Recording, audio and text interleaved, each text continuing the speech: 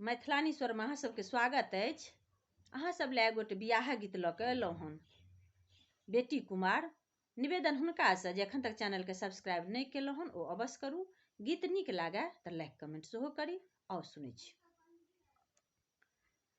पाकल पान महग भेलयो बाबा नगर में पड़ल हाहाकार यो छोटे छोटे खिलिया लगा भी हैं गे माता बेपति बाँचता तोहार हे साकरी तोहार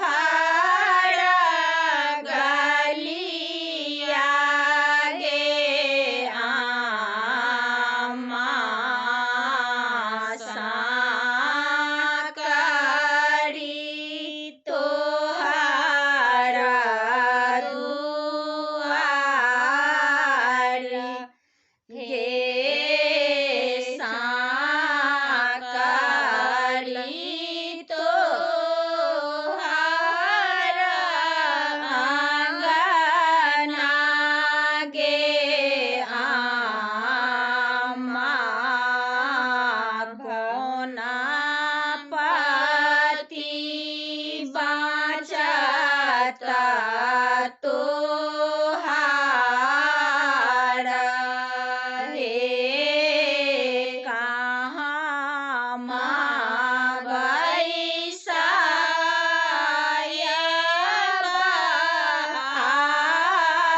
जाना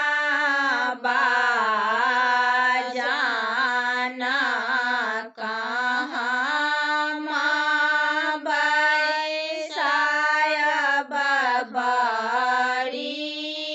बरियात हे कहाँ माँ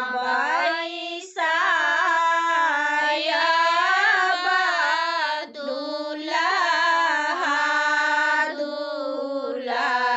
दुल्हरुआ कोना पति बाँचता तोहार हे पूरा खेत